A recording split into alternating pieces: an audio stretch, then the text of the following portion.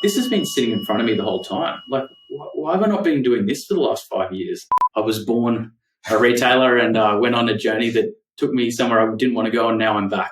How do we build a multi-generational brand that sits up there with Qantas and R.M. Williams?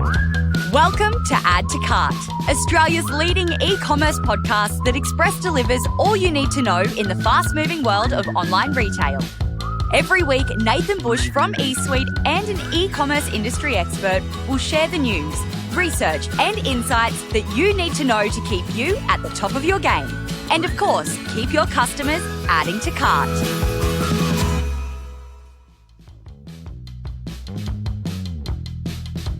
Welcome to a very special fireside chat here on Add to Cart. We have gone off the grid and we're coming to you from a log cabin in the great outdoors. A very first time for Add to Cart. I've got a little fire going, got some salmon in a pan and marshmallows at the ready for this interview. I'm lucky enough to be joined face to face. There's no technology out here, obviously, by someone who actually knows what they're doing in the great outdoors. Trust me, I would be dead as soon as I hit a gravel road if I was by myself. Sam Schumann is the founder and the director of outdoor adventure company Alton, an ex-tax and consulting professional. Sam developed the Alton brand in 2015 and now has over 50 SKUs, a warehouse that's bursting at the seam, distribution in paddy pallons, and the most goddamn beautiful Instagram page you have ever seen. Make sure you check it out. It's almost like a meditation. Today, we join Sam in the Alton log cabin, which may or may not also be his warehouse here in Geebung, Queensland. We dive into Sam's journey from the confines of the office to exploring the great outdoors. We get a sneak peek into the product innovation he is on the verge of getting to market, and he tells us how his time as a perfume salesman helped him develop what he has today.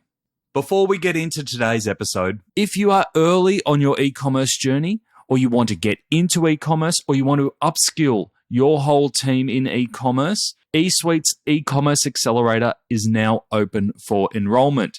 Over 10 weeks, we will cover all the foundations of e-commerce, from marketing to tech to customer to finance to supply chain, and it all ends with you pitching a new solution for a real retailer. It's going to be loads of fun. Spots are limited to 50 students and class commences on the 12th of June. To secure your spot, head on over to esuitetalent.com.au.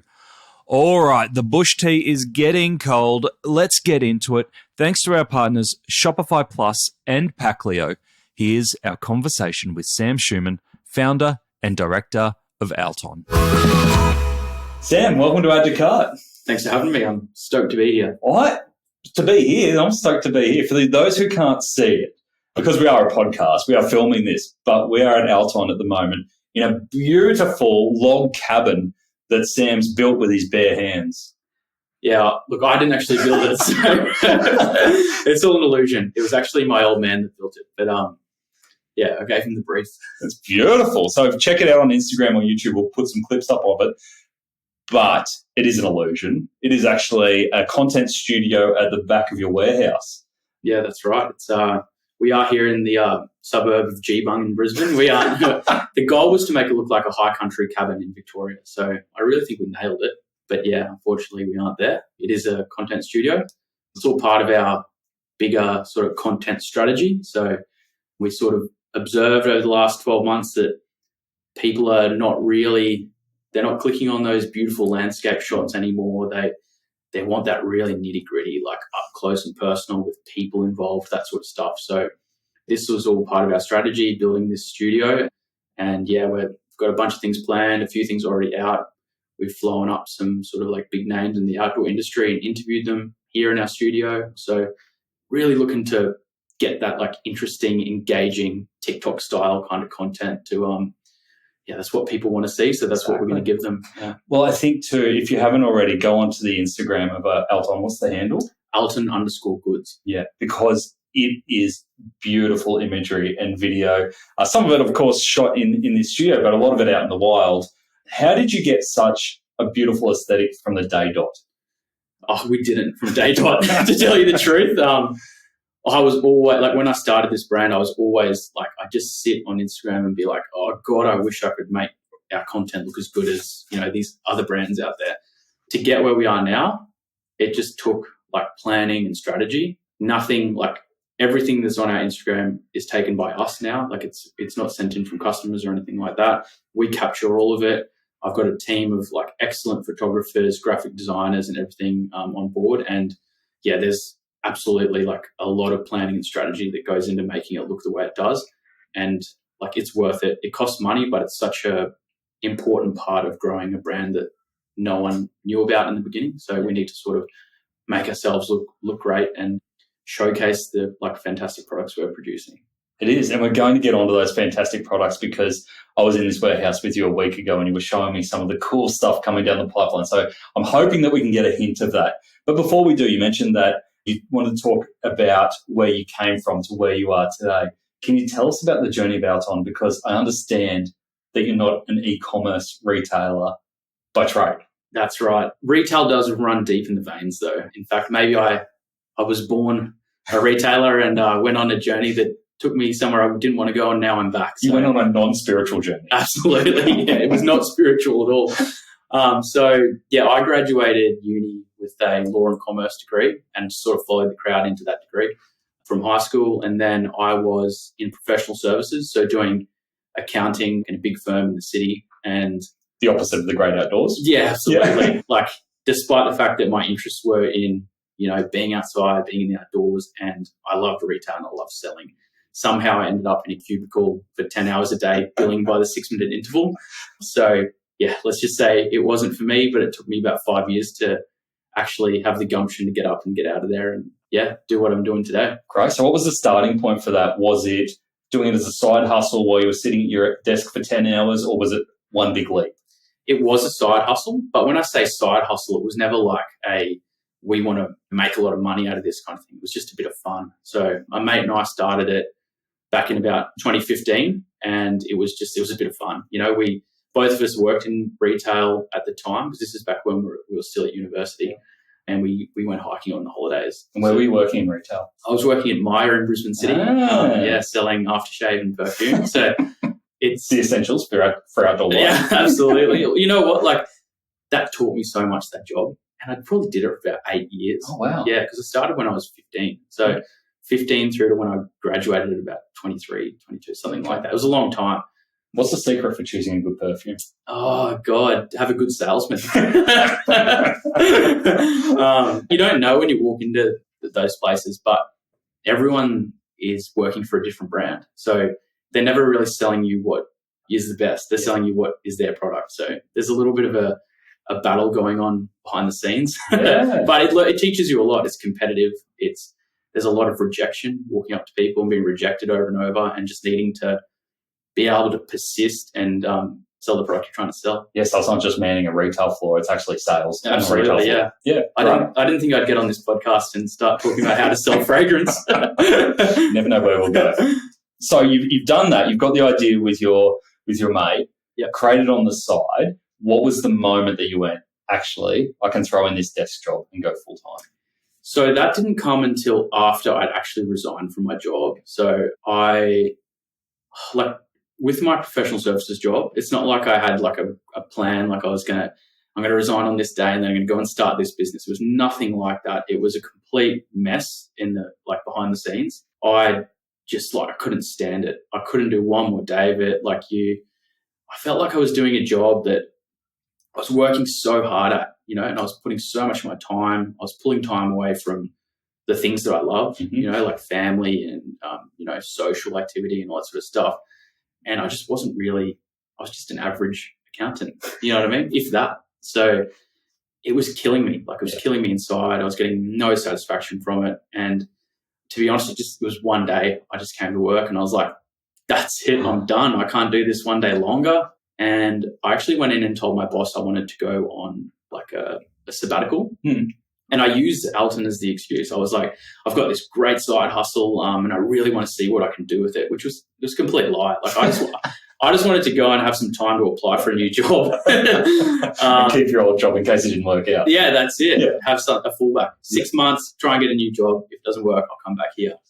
But I probably took 2 weeks for me to just like recover, I guess, from like, I had so much like pent up, just like bad mental health. And like, you know, I just wasn't in a good place. Like I'd be doing this job that I hated and there was no light at the end of the tunnel, like where I was going to get to. Like I was like, I don't want to become a partner here. I hate this. So you saw yourself within the movie Office Space. Yeah, exactly. Yeah, I was living it. So yeah, it took a couple of weeks off and I was like sleeping like 14 hours a day. Like just, there was just so much pent up like angst. I had to just recover. And then I was like, all right, let's start looking for jobs. And then I started just doing what I did in my normal spare time. I started working on the business a bit. And at that point, where is Alton in terms of size of business? $5,000 to $8,000 in revenue a year. Okay. Like nothing. Mates and family. If we got a sale from someone we didn't know, we'd be calling each other being like, do you know this person? It was rare. Okay. So yeah, took a couple of weeks off, started applying for jobs, and then my spare time I was just doing a bit of work on the brand. And, you know, I just had I actually used to sit in like meetings back when I was an accountant or in training sessions, and I'd be writing down all these ideas of what we could do for the brand. So I started ticking those off. Yep. And then within like 2 weeks, I was just like, why am I not doing this full time? Like I'd been in this place a month prior where I had no idea what I wanted to do. I had no idea what was going to make me happy, fulfilled. And then a month later, I'm like, this has been sitting in front of me the whole time. Like, why have I not been doing this for the last 5 years? And honestly, since then, that's about 5 years ago, nothing's changed. Wow. I'm just doing the same thing. I'm spending my whole day just obsessed on this brand, growing it, ticking off things on that to-do list and just, pushing it forward.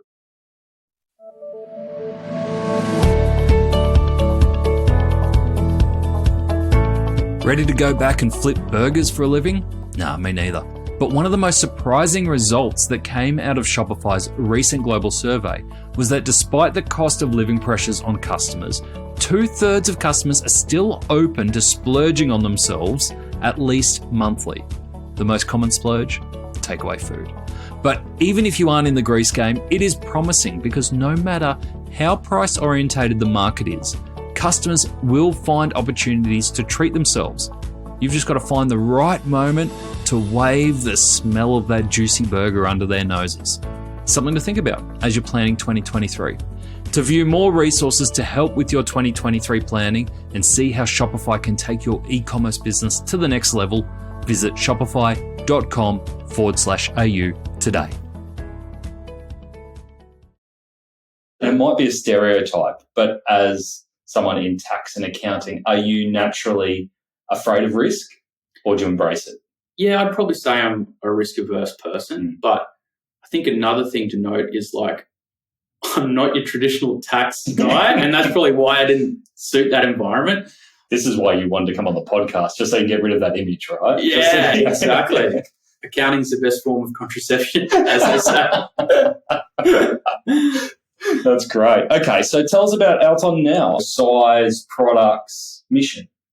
So we've got about 50 SKUs now. Size, we probably do 1,000 to 1,200 orders a month. So, yeah, it's getting up there in size. The thing that's lagging is probably our staff count. So we're a very, very small team, punching well above our weight to achieve what we're achieving. And, yeah, like it's just we're adding new products like every month kind of thing. So it's growing really quickly. COVID was like a really good boost. Like it really pushed us ahead, I feel. There was a lot of focus on camping and that sort of thing at the time. So we were lucky in that sense. Prior to that, you know, starting something from nothing, working on it for a couple of years, then COVID pushed us forward. And now we're kind of in that post-COVID environment. So that's got its own challenges. But I think we've got a pretty solid plan to just keep growing with new product, exciting sort of content and collaborations and that sort of thing. So, yeah, it's as big as it's ever been. It's amazing. And, you know, just walking into the warehouse, you can see that it's bursting at the seams. Yeah. Very different to when I was here 18 months ago. Yeah. So obviously the growth is there. Yeah, we need a new warehouse, for sure. Anyone got a warehouse? seriously, because they're hard to find. How long have you been searching for a warehouse? I'm not going to lie, it's probably been about 10 months. Yep. Yeah, and we still haven't found anything. I feel like those stories you see on the news with people trying to get into like rentals, that's what it's like. We put in a good offer on something and we just rejected.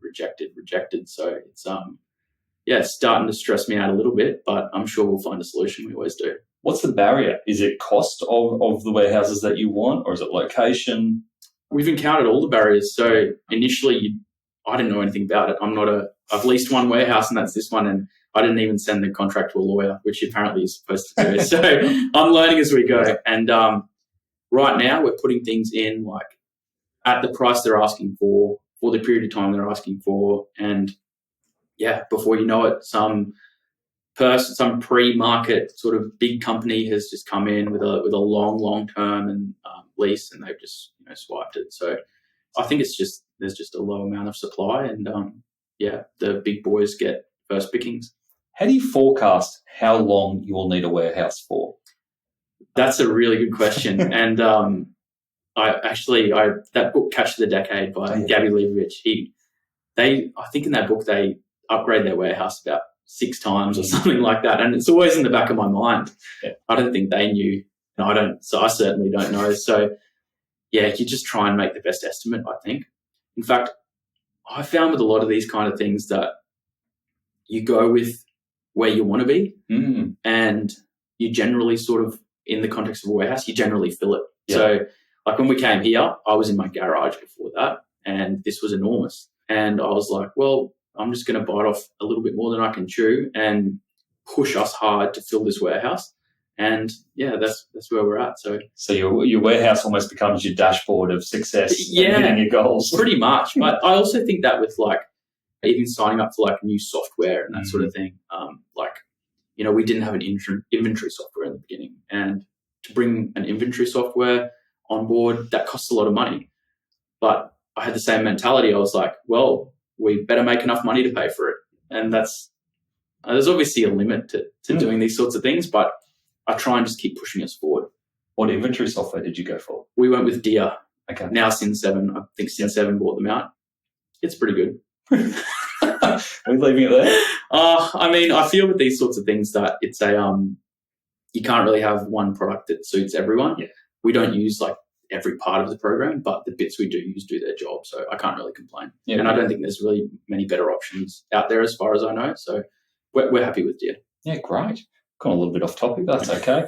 One of the things that strikes me is that outdoor and leisure is a really competitive category, especially to get into for the first time. We've got some really established players in the market. But your product still manages to stand out, and you've got some amazing customer reviews online.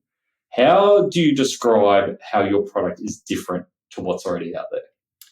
Yeah, it is a competitive space, but like, to be honest, since the day I started it, I only ever really felt we were competing with ourselves, because we do a few things differently to make ourselves stand out and make ourselves different.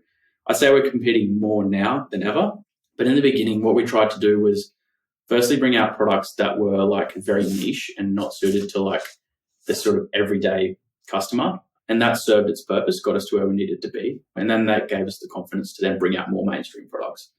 The things that we do differently that get customers converting on our products over our competitors is like, our number one focus is quality. So we can like hand on heart say our products up there with the absolute best quality.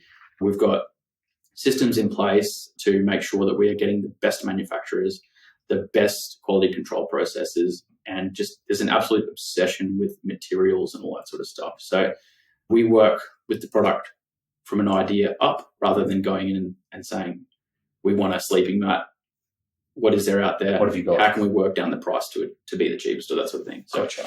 Quality, number one. And then another really important aspect of the brand we've created is the aesthetic. So I noticed like in the beginning, and like I'm a consumer, right? So I've just tried to develop something that I want to buy. Yep. And you do stuff like that and you realize that lots of other people want the same thing. So we tried to create like a really like beautiful kind of bush aesthetic. And when you look at the other brands out there, they use a lot of like those bright colors like yellow and purple and light greens. So we wanted to have something that was very subdued, very like earthy kind of tones and that kind of thing. So yeah, it's proved popular. People really like it. I feel you can spot it from a mile away, even though it is understated. It's like, oh, you can tell that's an Alton good. Absolutely, yeah. So what we didn't really know. I never planned that, but there's definitely people will look at a photo on Instagram and be like, oh, that's definitely an Alton product because of the color. So yeah, I guess it wasn't planned, but luckily it's come off. And so we're here in Geebung, out near the airport in Brisbane, or we're out in the bush somewhere if you're looking at the video. How do you keep that relationship with your Chinese manufacturers when you're putting so much emphasis and dependency on quality of your products? How do you keep that relationship in place and keep a close eye on that quality that's coming out? Oh, I think it just comes down to like relationships and like personal relationships. So if you can build it's like anything, whether you're an accountant, professional services, or an architect or a builder, whatever it is, you're going to work harder for the people that you have a good relationship with. So yeah, I think it's like my personality has like helped. I love chatting, and I get personal with people in a work. That doesn't sound right, but it's I care about what's going on beyond work, right? Yeah. So yeah, well, I'm chatting to my colleagues over in Asia like every day, and it's never just work stuff. It's beyond work. So yeah, it's just relationships and being friendly, and then also on top of that, just holding that really firm expectation and knowing that we can't veer from that. Yeah. And you're heading over to see your Chinese partners in a week? A few days. Yeah, what's on the itinerary? Oh, God, a lot of food, apparently. I've never been there before, and that's pretty much because of COVID. So this is the first face-to-face. Yeah. And you've got this warehouse of amazing products. How many SKUs did you say? 50. So you've got 50 SKUs, never met face-to-face, amazing quality, first time face-to-face. It's pretty ridiculous. Like, it's all happened through, like email, WeChat. Yep. Like, it's crazy, but we had no other choice. We just had to make it work. So, and particularly, like for a brand like us who's so obsessive about how things feel and look and that sort of thing, it's been so hard. It's been really hard. And like these conversations go on for hours. Yeah. Do you have a room of all the failed samples? That'll be part of your story in many years' time? I'm actually a pretty minimalist kind of person. So I actually bin a lot of that stuff or give it away, which is a bit sad, I guess. It's been deleted from history. Yeah, that's very fair, very fair. So what's coming down? So when we talk about innovation in this space, obviously camping has been around forever. Mm-hmm. When you talk about innovation in your space, what does that look like? Oh, I mean, there's always a different way to do a product is one way to look at it. And then also materials. I'd say materials is probably the biggest. So like, yes, we make tents today and we used to make tents, but they're made from very different materials. There's always that goal of lighter, stronger, better longevity. So for us, a big focus is definitely on materials. We like to keep our products pretty simple and pretty minimalist. So we don't try and throw new things and attach them onto the side of a product. We try to retain what that product is for, its main purpose, but then come in and do things differently with materials and maybe put a little bit of an Alton touch, in terms of the way it's been designed. Yeah. I feel like lightweight is really important to you. Like a lot of the products you've redesigned to be able to, be chucked into a bag. Like the camp chair that I got from you sits always in my car now because it's literally the size of a ruler. Yep. And folds out. Great for me, suburban dad, watching soccer on the sidelines with my kids. But I can see from a camping perspective how this changes the game for a lot of people by thinking a bit differently. Yeah, exactly. Like where we're placed in the market, and like we've actively tried to be this, is in the outdoor scene, you've got two camps. You've got your ultra light camp, which is things made of almost cling wrap thickness. And then you've got like your kind of hardcore four-wheel drive based vehicle camping. Mm-hmm. So we've tried to create, and I think we have created, an ultralight product that has just that hint of a little bit better quality, slightly thicker materials. So it's an incredibly long-lasting ultralight product. And I think we've, that space, we've filled that space ourselves. There's not really many other brands out there that do that. They want to sit at both ends of that spectrum. Yep. I remember when I was at Super Retail Group, a long time ago now, but we had BCF as one of our brands. And at the time, Raise Outdoors, so heritage Victorian company. And when Raise Outdoors came into the fold, everyone was like, how are we going to differentiate these two? Like, isn't it the same customer? And it just reminded me of what you said then. It was like BCF was about conquering the outdoors and Raise was about being in the outdoors. Yeah, that's a great way to look at it. Yeah. It feels like you're very much in the outdoors and being one with the outdoors. Absolutely, yeah. Community plays a really strong role in what you do and getting the word out. How have you embraced getting word out to this community, which can have very strong brand loyalty and brand ties? How have you found your way into this community to introduce the product and the brand? It's happened so organically. Like, I think that's the benefit of being like a startup. There was no real strategy in the beginning. It's almost like we put the product out first. Our first product was an ultralight hammock. And then that attracted a certain type of customer. And then with that, we were like, oh, these people are buying our product. So then since then, we've just gone all in on making that customer happy. That's kind of how it really happened. Super organic. And then from there, we learned what these people like. We got involved in events that these people participate in.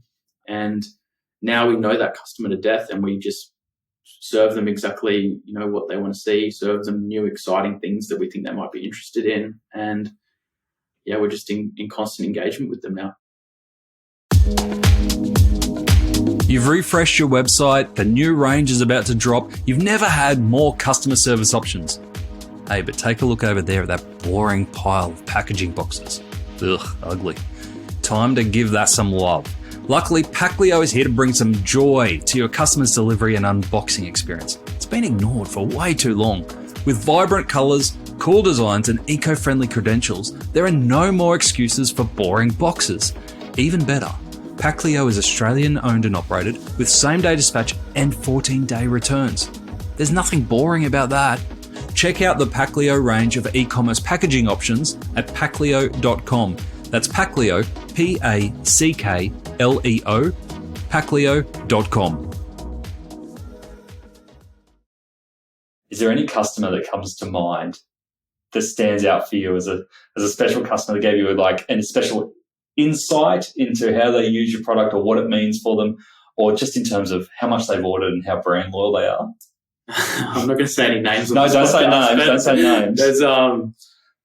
There's a few people that more than you'd think that they've just bought every single product we've put out.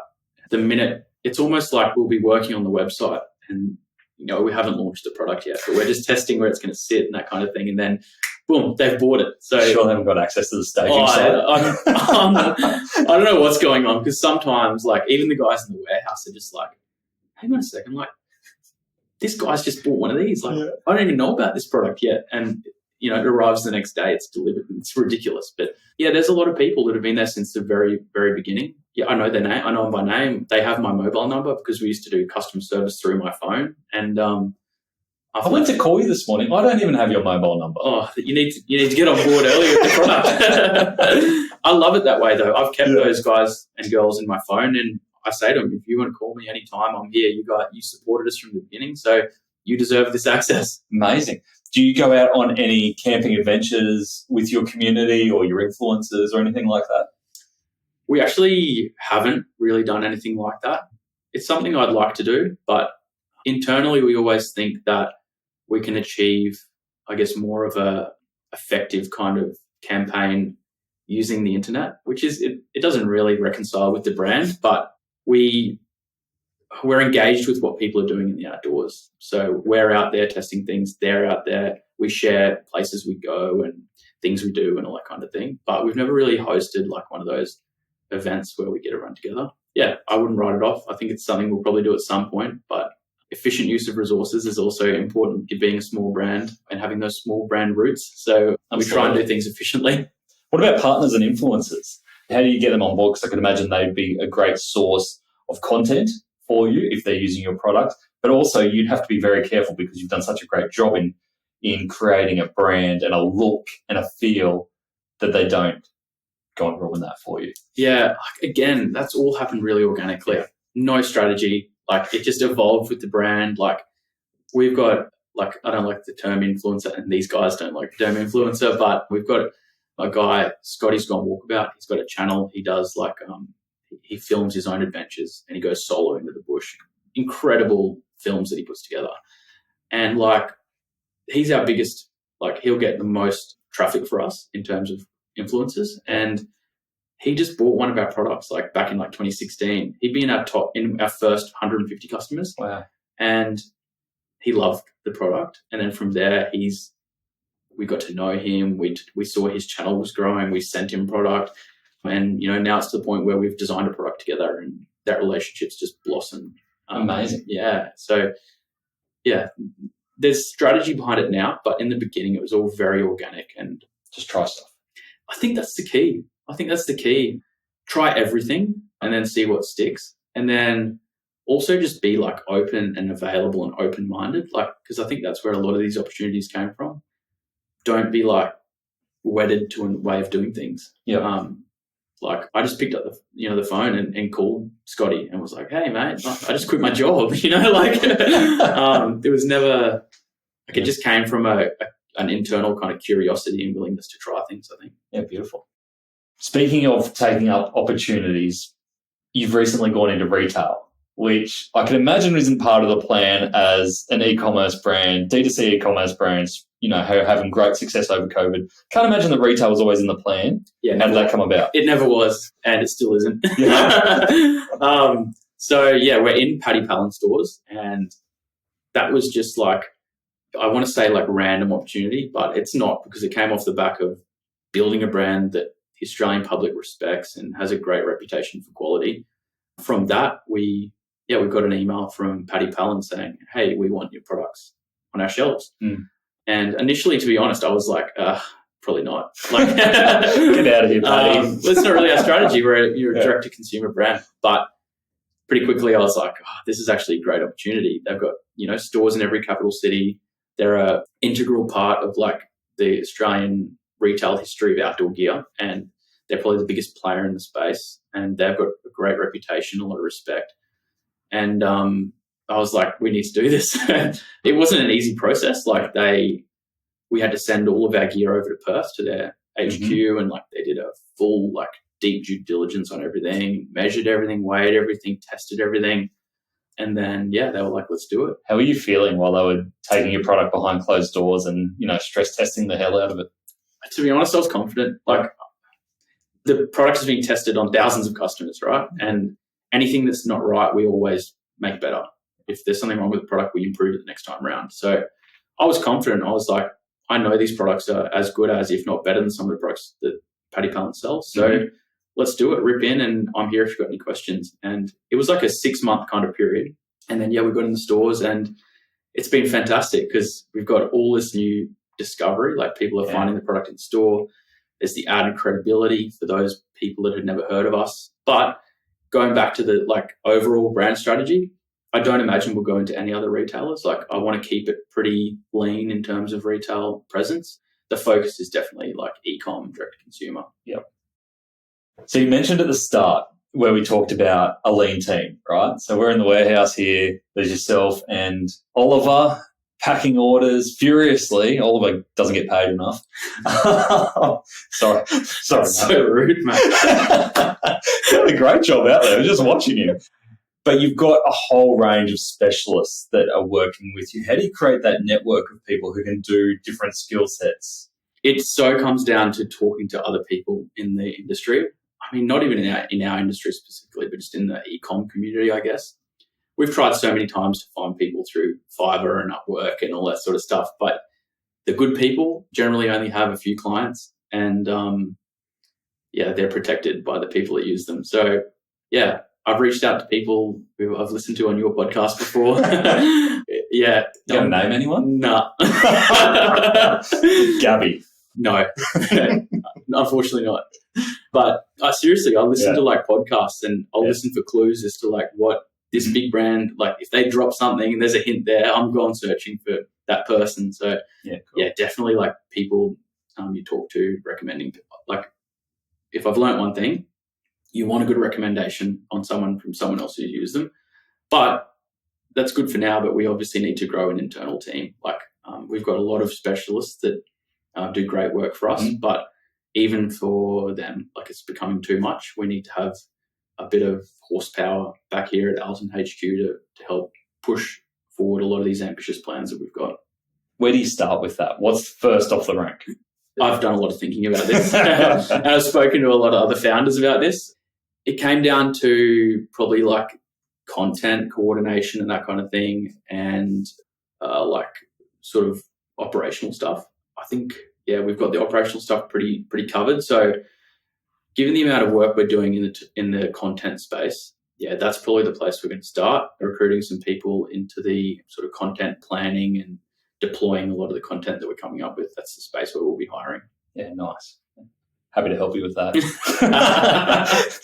Shameless east-week plug. So I think you're at a really interesting point right now where you know your brand inside out. You know what you're creating, but now you're starting to build a team around you. So this is no longer the Sam show, right? Yeah. How do you take your passion for what you do and your baby and create a culture? What kind of culture do you want to create that others will buy into? It's a tough question, and it's a tough question because I've never done it before. So all I'm answering with is my best guess. But having done a lot of thinking about it, because we've needed staff for probably the last 12 months. That's what we've needed warehouses for. Yeah. So I've thought long and hard and asked a lot of people and all that sort of stuff. So the culture that, like, to answer the question about culture, I'd say it's definitely like an underdog culture. So like you mentioned in the beginning, we're up against some big multinational brands with huge amounts of resources, but we're crushing them we're crushing them in terms of certain things, right? So we are creating a culture internally where we have the confidence to be able to say, you know what, we can go out there and do this better than X, Y, or Z, because we've done it before in other parts of the business. So to have that, I think the key to that underdog culture is like high performance. Like everyone takes their responsibilities really seriously. Everyone's very attentive about what they're doing. And the key, like the main thing, is just everyone's passionate. Mm-hmm. Like I look back to what my old job and the job I didn't like. And I remember when I was there, I'd be like, oh, these managers are terrible. They just don't know how to manage people. And then I think back and go, well, what would I have done differently? Yeah. And what I would do differently is I would go to Sam sitting there behind the desk and say, mate, you can do so much better somewhere else. So I think when hiring for that team, it's really important to find people that are passionate about the space and enjoy it, because it's no longer work then. Yeah. When you love it. It's, I don't know, having been in both camps of having a job that I didn't like and a job that I do like, it's because I'm interested in what I'm doing. So I don't know. I think that's the key and we'll soon know. But well, when you say passionate, do you mean that they have to be passionate about the outdoors and camping, or could you be passionate around innovative materials and not be a camper? I think it's more passionate about your craft rather than the industrial space. So you don't need to be obsessed with the outdoors. In fact, all of the people I work with, our experts that we work with, none of them have probably even been camping, but they are experts at their craft. So whether that be graphic design or industrial design or accounting or being a lawyer, whatever it is, they're experts and they're passionate about their craft. So a bit awkward when you tell that videographer they've got to go camp out for 5 days to capture the content. Yeah, well, there's certain roles the videographer definitely needs to love camping because they're out there. Yeah, it's just I think it's being passionate about what you're doing. Yeah. So assuming everything goes to plan, new warehouse, you see all the products filling up the warehouse, you've moved to 6 warehouses by now. What does your role in the business look like? I would love to still lead the kind of the vision. Yeah. And I've pretty much trained myself to be able to sort of do all sorts of different things. But I think this the play, like where my strengths are around brand. Mm-hmm. So we're an e-commerce brand, but I'd say, like, if I'm being honest with myself, my strengths are not in the, how do we improve our conversion rate? That's not really me. I'm more, how do we build a multi-generational brand that sits up there with Qantas and R.M. Williams? That's what's burning in my heart, is I really want to create this brand that everyone loves and everyone is, proud to use. So that's where I want my role to stay. Like if things go well and the business grows, really, really big, I want to be part of that brand and growing that brand. Got a little goosebumps then. That's cool. All right. That all makes total sense and I love that vision. next 12 months. So we're off to China in the next couple of days to meet our partners for the first time. What else is exciting on your roadmap for the next 12 months that you can give away on a public podcast? Oh, it's all very much product-based. Yeah, product-based excitement. Yeah. So the key to growing our brand is getting new products out there. So the products we're doing great. Mm-hmm. And there's just this constant thirst from our customers for new product. Like, why are you guys not doing a tent? Why are you not doing a backpack? Why are you not doing a swag? All these kinds of things. So, and I suppose that's a big thing for you. If you're got your hat on quality, yep, you don't want people ordering a new tent every 2 years. You need to expand the range. Exactly. It's not the sort of brand where you're coming back to buy a new product every 6 months. So it needs to be a new product, not the same one. Yep. So yeah, there's not much I can really give away, but there's about probably 20 new products to release between now and Christmas. The one that's getting the most hype is the one with Scotty that we've collaborated on. So that's coming very soon, and there's a lot of people waiting for that. Tell you what I got excited about, and we can edit this out if we can't go to air with it, was you've got this contraption upstairs, which is like a Perspex pipe, probably a foot in diameter. Yeah. Filled, and you've got a piece of fabric in the middle, which is like a jacket fabric. Correct me if I'm wrong at any of this point. Yeah. Filled with water over the top of it. So there's air underneath it, filled with water on top, and you're able to blow air up the bottom and see how the air goes through the fabric and into the water, but the water doesn't go through the fabric into the air. That's all, yeah. There is a new fabric in the works. I'm so excited about that. Yeah, there's a revolutionary fabric that we've been working on, and like random for a brand of our size, I think, to be bringing out a fabric, but we were just in the right place at the right time at a trade show in America. And yeah, we came across someone who wanted to do it with us. And that's a really exciting new fabric that's going to be part of 2 new products we're bringing out. You said that it looked like jacket material. It could be a jacket. Oh. It could be a tent. It could be anything. It could be anything. Sam, I really don't want to leave this space because it feels like we're out in the middle of the bush, ready to kind of light a couple of marshmallows, maybe have a whiskey. There's a Queensland Dome there, Bundy rum, sitting on a drum. So it's only 11 o'clock in the morning. let's not be silly. But I love what you're creating, and I love the differentiation that you've made in the market so far. You've got the bones in place, but to take on the world, really. Thank you so much for joining us on Add to Cart. Good luck on your trip to China, and hopefully we're speaking again very soon. Thank you, mate. It's been a real pleasure. Thanks for having me. There you go, our very first campside fireside chat on Add to Cart. Make sure you check out the clip of that on Instagram or TikTok. Our handle is Add to Cart Show. Sam has sectioned off a brilliant part of his warehouse to help him create content. In the middle of a warehouse, it really does feel like you're in a log cabin in the middle of nowhere. A really cool space. All right, here are the 3 lessons that I took from my chat with Sam. Number 1, the downside of quality. Now, it doesn't seem like a problem because Sam has built a great brand based around quality product. And while that is great for customer satisfaction and word of mouth, it really sucks for repeat purchase. Sam doesn't want anyone buying new tents after a couple of years. These things should last you much, much longer than that. Not great for lifetime value, right? So it's pushed him to continually innovate and expand the range, which is crucial because his customers are chomping at the bit for new products to buy. It's a tricky but good problem to have. Number 2, forecast the warehouse that you want to be. We heard from Sam how hard he was finding it to find a new warehouse. He's been looking for 10 months, and I know he's not alone there. I've heard from you some of your stories as well. I liked when he talked about forecasting the size of the warehouse that you want your business to be. It makes sense, and it becomes a big, expensive dashboard of how close you are to achieving your goal. Forecast what you want to be and by when, and set your infrastructure, whether that be your warehouse, your technology, or your product, up for that result, and you'll push yourself to get there. Number 3, always be asking for feedback. This part didn't actually go to air, but I realized it after our chat.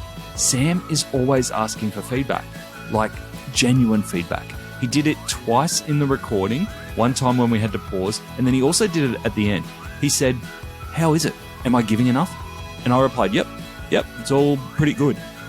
But he pushed me. He said, be honest with me. What's something I can do better? He didn't ask for feedback because he lacks confidence. He is genuinely trying to improve and get feedback at every opportunity. And I love that. To get the highlights of today's episode, head on over to addtocart.com.au and sign up for our free newsletter. Each Tuesday, we will send Monday's episode summary, links, and discount codes for you to go next level on. And if you're looking to explore your next e-commerce opportunity, come and visit us at eSuite. We're a dedicated e-commerce talent agency connecting the best e-commerce talent with the fastest growing brands in Australia. Head on over to eSuitetalent.com.au where you can download the free e-commerce salary guide and sign up to our weekly e-commerce job emails. Thanks for listening, and until next time, keep those customers adding to cart.